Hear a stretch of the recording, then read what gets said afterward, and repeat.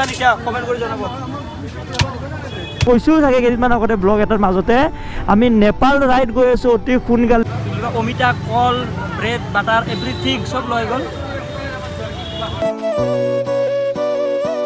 কথা কি অতি সোনকালে এটা ধামাকাদাৰ ক্ৰিকেট খেলা হ'ব আমাৰ YouTube 11 celebrity 11 media 11 police 11 doctor 11 এনেকৈ মানে মজা খাতাৰনাক এটা ধামাকাদাৰ খেলা ক্ৰিকেট হ'ব এখন আৰু ক্ৰিকেটখনৰ কাৰণে আজি গধূলি মিটিং কৰিব লাগিব কাৰণ আমাৰ দাদা চিৰঞ্জীৱ দা এইখিনি গোটেই মেডিচিটিৰ পৰা অৰ্গেনাইজ কৰিব খেলাখন আৰু তাৰ কাৰণে আজি গধূলি আমি গৈ ধুনীয়াকৈ মই মিটিং কৰিব লাগিব কি ড্ৰেছ হ'ব কালাৰ চব টিমৰ কি কালাৰ হ'ব আমাৰ ইউটিউব 11ৰ টিমটো বনাব লাগিব এইখিনি বহুতখিনি দায়িত্ব আছে সেই গোটেইখিনি আজি গধূলি গৈ কৰিব লাগিব অতি সোনকালে আপোনালোকে পাব ধামাকাদা আজিকালি ডাবল হেলমেট লগাব লাগিব পিলিয়নে হেলমেট লগাব লাগিব নহ'লে ফাইন আছে ফাইনতকৈ বেছি দৰকাৰ হ'ল ছেফটি চাওক এইটো বস্তুটো ভাল কৰিছে এইটো বহুত আগতে কৰিব লাগিছিল এতিয়া কৰিছে হেলমেট অকল ৰাইডাৰ যোনে পিন্ধি থাকে অকল তেওঁ হেলমেট পিন্ধিলে নহ'ব কাৰণ এক্সিডেণ্ট হ'লে তেওঁতো বাচিব কিন্তু পিছত থকাজনৰ কি হ'ব সেইটো কাৰণে চৰকাৰৰ নিয়ম পালন কৰি হেলমেট পিন্ধিব আপোনালোকে দুজনে যোনে যোনে পিছফালে পিলিয়নো হেলমেট পিন্ধিব ৰাইডাৰো হেলমেট পিন্ধিব ৰাইডাৰেতো পিন্ধিব লগতে পিলিয়নো আপোনালোকে হেলমেট পিন্ধিব নহ'লে ছেফটিটো আছে আৰু ফাইনো ভৰিব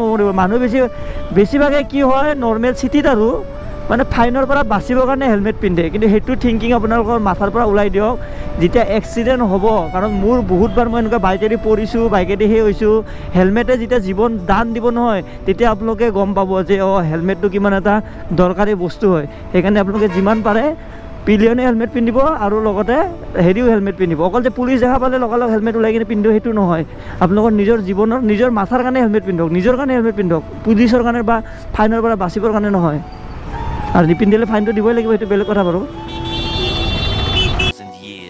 হেল্ল' 1 2 3 মাইকতে চাউণ্ড বা কেনেকুৱা আহি আছে দিনত কিবা কিবি কাম আছিলে অলপমান বাইকখন ধুম বুলি ভাবিছিলোঁ কিন্তু বাইকখন ধোৱা নহ'ল দিনটো কিবা কিবি কাম আছিলে কামবোৰ গোটেইখিনি কমপ্লিট হ'ল ঘৰত গৈ ভাত পানী খাই লৈ আকৌ এতিয়া টাইম হৈ গ'ল এতিয়া 5টা বাজে আৰু 4:45 হ'ল এতিয়া আকৌ ওলাই আহিছোঁ অকণমান কাম এটা মানে ফিল্ড এখন চাব গৈ আছোঁ ফিল্ডখন কিয় চাব গৈছোঁ আপোনালোকে গমেই পায় সিহঁতে অতি সোনকালে বাইকখন ভালকৈ ধুব লাগিব ৰাইডত যোৱাৰ আগে ৰাইড বুলি কওঁতে আমাৰ বঢ়িয়া বহুত ধামাকাদাৰ এটা প্লেনিং চলি আছে বহুত দিনৰ পৰা কিন্তু আপোনালোকক কোৱা হোৱা নাই প্লেনিংটো কৈছোঁ চাগে কেইদিনমান আগতে ব্লগ এটাৰ মাজতে আমি নেপাল ৰাইড গৈ আছোঁ অতি সোনকালে লাডাখত যেনেকৈ আপোনালোকে ভাল পাইছিলে লাডাখৰ চিৰিজটো যেনেকৈ ভাল পাইছিলে আশা কৰোঁ নেপালৰ চিৰিজটো সেনেকৈ ভাল পাব মই গুৰুংদা আমি এইকেইটা গোটেইকেইটা যাম মানে যিখিনি আছোঁ সমীৰণ আমি ধুনীয়াকৈ এটা নেপাল ৰাইড এটা ইণ্টাৰনেশ্যনেল ৰাইড হ'ব অতি সোনকালে এই ক্ৰিকেট খেলা চেলা হৈ লওক তাৰপিছত আমি ৰাইডটো আৰম্ভ কৰি দিম UK07 অহাৰ আগে আমাৰ মানে নেপাল ৰাইড যোৱাৰ কথা আছিল কিন্তু সি আহি যোৱাৰ পিছত আৰু তাক মানে এৰি কিনে যাব বেয়া লাগিল সেইটো কাৰণে আমাৰ ৰাইডটো অকণমান পষ্টপ'ন কৰিব লগা হ'ল নহ'লে আমাৰ নেপাল ৰাইড ইমান দিনে হৈয়ে গ'লে হয় মানে ফিল্ডখন চোৱাৰ পিছত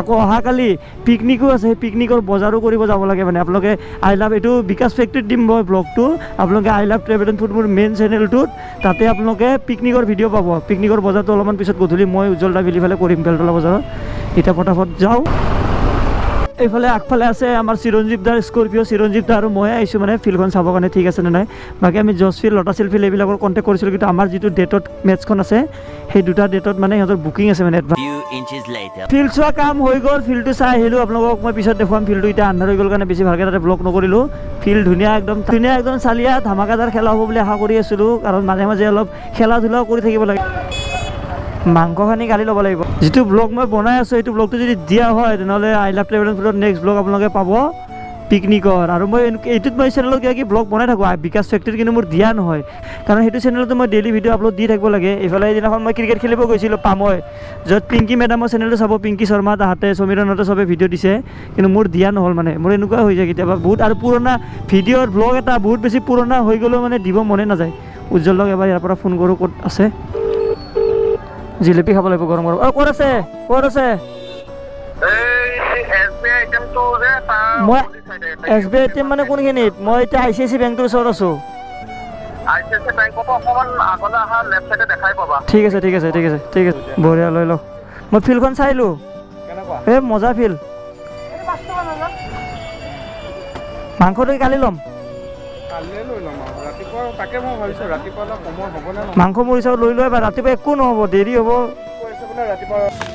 এইফালে গ্লাছ হৈ গ'ল প্লেট হৈ গ'ল কি কালি পিকনিক যাবা মানে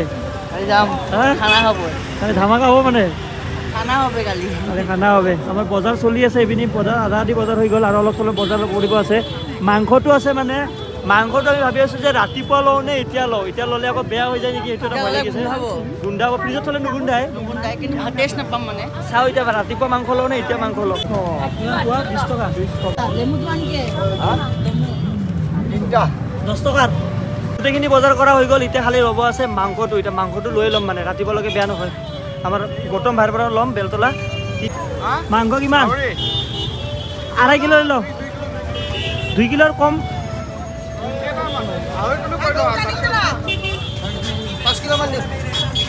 2.5 কিলো দিয়া, 2.5 কিলো। মানুহ নাই না, মানুহ খোৱা মানুহ নাই, 4জন মানুহ। তোমাৰ মাংস ভেলিডিটি কিমান দিন? আমাৰ গৌতম ভাই 4 দিনলৈকে বেয়া নহয়, ৱাৰেণ্টি মানে 4 দিন। কিবা বেয়া হ'লে ঘূৰাই ল'ব দিব আহিম। ৱাৰেণ্টি 4 দিন মাংসৰ।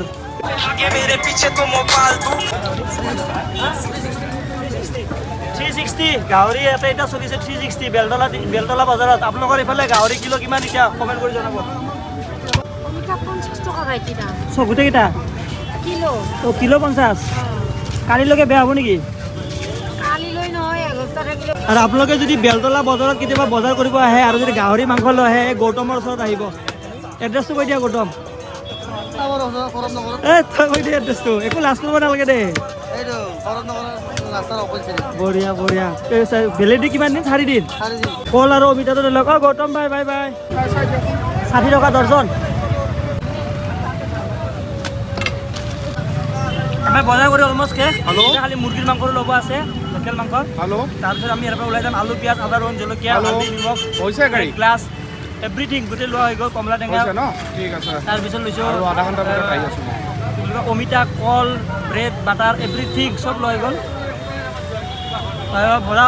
বজাৰত জেলেপি খোৱা মজা বেলেগ, গৰম গৰম জেলেপি খাই আমি ওলাই দিম আৰু ইয়াৰ পৰা। চব ভৰাই দিয়ক বস্তাত, বঢ়িয়া হৈ গ'ল। আমাৰ বজাৰ কৰা কমপ্লিট হৈ গ'ল। এতিয়া ইয়াতে বস্তা দি ধুনীয়াকৈ বাইকৰ বস্তুখিনি বান্ধিব লাগিব। ক'ত গ'লি? বাইক আনিব গৈছে? নাই যামে না।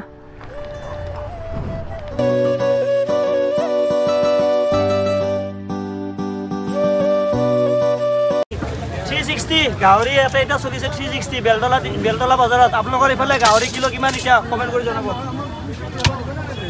বেয়া হ'ব ফাটি যাব।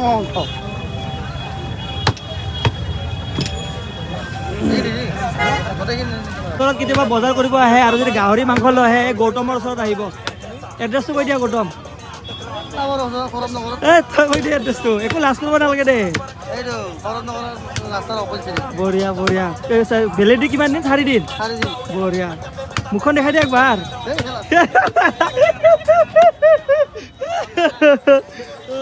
লাজ কৰিছে, একো নাই। আপোনালোকে আহিব, মাংস পুৰা তাজা তাজা পাব।